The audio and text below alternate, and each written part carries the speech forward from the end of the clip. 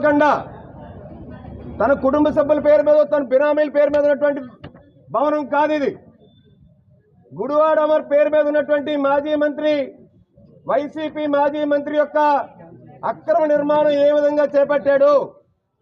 దరఖాస్తు 9 ఫిబ్రవరి 2021లో వాళ్ళ ఎల్టీపీతో దరఖాస్తు చేసుకుని కేవలం 10,000 రూపాయలు అప్లికేషన్ ఫీజు ఒక్కటే కట్టాడు గుడివాడ అమర్. గుడివాడ అమర్నాథ్ 3 ఫిబ్రవరి 2021 10,000 రూపాయలు మాత్రమే దరఖాస్తు ఫీజు చెల్లించి ఇప్పటికీ కూడా బిఏ నంబర్ 1086/B/Z5/MDI/2021 ఏదైతే పి రమేష్ అనేటువంటి ఎల్టీపీ ఎవరైతే ఉన్నారో వాళ్ళ ఎల్టీపీ ప్లాన్ పెట్టినటువంటి లైసెన్స్డ్ సర్వేర్ ఎవరైతే ఉన్నారో ఆ సర్వేర్ లాగిన్లో 1236 రోజుల 12 గంటల 35 నిమిషాలు ఈ నిమిషం వరకు ఇంకా ఆయన లాగిన్లోనే ఉంది. కనీసం గుడివాడ అమరు బిల్డింగ్లు కట్టాల్సినటువంటి మహావిశాఖ నగరపాలక సంస్థకి బిల్డింగ్ ఫీజులు కట్టలేదు సరికదా. 5 అంతస్తుల భవనం నేషనల్ హైవే కానుకొని అధికారం ఉంది కదా అని చెప్పి సామాన్య ప్రజలు ఎవరైనా చిన్న గుడిసె ఇల్లు కట్టుకోవాలంటే రేగులు షెడ్ వేసుకోవాలనుకుంటే ప్లాన్ పెట్టందే, ప్లాన్ ఆమోదించందే, ఫీజులు కట్టందే ఊరుకోనటువంటి టౌన్ ప్లానింగ్ అధికారులు, జీవీఎంసీ కమిషనర్ గారు ఉక్కు పాదం మోపు మరి వాటిని డెమాలిష్ చేసేటువంటి పరిస్థితులు మనం చూసాం. మరి వైసీపీ మంత్రిగా ఉన్నటువంటి ఆనాడు గుడివాడ అమర్కి ఎటువంటి రుసుములు చెల్లించాల్సిన అవసరం లేదని చెప్పి ఏదైనా ప్రత్యేక జీవో ఉందా? వైసీపీ కార్యాలయాలకి మహావిశాఖ నగరపాలక సంస్థకి భవన నిర్మాణ అనుమతుల కోసం ఫీజులు చెల్లించకూడదని చెప్పి ఎక్కడైనా చట్టం ఉందా? అంటే సామాన్య ప్రజలు పన్నుల రూపంలోని బిల్డింగ్ నిర్మాణాలు చేపడితే ఫీజులు కట్టాల్సి లక్షల రూపాయలు. చిన్న 2 అడుగులు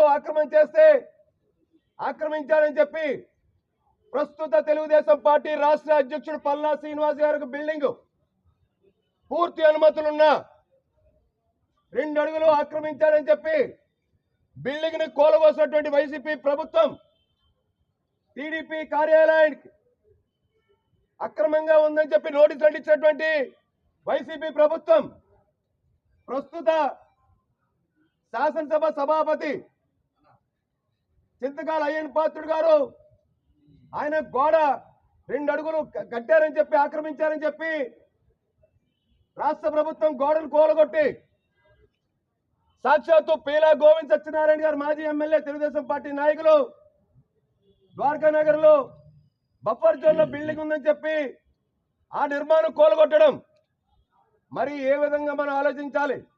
వీళ్ళు ప్రభుత్వంలో ఉండేటప్పుడు కక్ష సాధింపు చర్యలు పాల్పడ్డారు. ఇక్కడ ప్రజలు పన్నుల రూపంలో కట్టి సామాన్యులు బిల్డింగ్ పర్మిషన్లు తీసుకోవడం డబ్బులు లక్షల రూపాయలు కట్టి తీసుకుంటేనే అక్రమ బిల్డింగ్లు అని చెప్పి కూలగొట్టినటువంటి వైసీపీ ప్రభుత్వం, జీవీఎంసీ అధికారులు, జీవీఎంసీ కమిషనర్ సాయికాంత్ వరం గారు మరి గుడివాడ అమర్ విషయంలో 5 అంతస్తుల అక్రమ నిర్మాణం కట్టినా గాని నిమ్మక నీరెత్తినట్టు ఎలా ఉన్నారు? అసలు ఇక్కడ 33 అడుగులు ఇటుపక్క వెనక్కి వెళ్తే ఇక్కడ బిల్డింగ్ కనీసం 3 అడుగులు కూడా విడిచిపెట్టలేదు. 33 అడుగులు వెనక్కి వెళ్ళాలి. చట్టివానిపాలెంకి వెళ్ళేటువంటి రోడ్డుకి ఇక్కడ కనీసం 10 అడుగులు వెనక్కి వెళ్ళాలి. ఇది గుడివాడ అమర్ యొక్క వైసీపీ గాజువాక కార్యాలయం.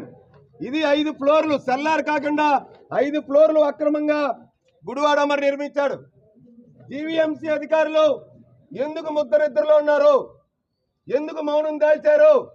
అంటే మంత్రికో న్యాయం, అధికారులు ఉన్న మంత్రికి, వైసీపీ నేతలకి, సామాన్య ప్రజలకో న్యాయమా? ఖచ్చితంగా ఈ యొక్క అక్రమ నిర్మాణం చట్టివానిపాలెంలో జీవీఎంసీ వార్డు నెంబర్ 70లో ఉన్నటువంటి ఈ అక్రమ నిర్మాణం పైన చర్యలు తీసుకోవాలని చెప్పి ఇవాళ ముఖ్యమంత్రి చంద్రబాబు నాయుడు గారు పెట్టినటువంటి ప్రజా సమస్యల పరిష్కారం వేదిక ఏదైతే ఉందో ఆ వేదికలో ఇవాళ ఫిర్యాదు చేయడం జరిగింది.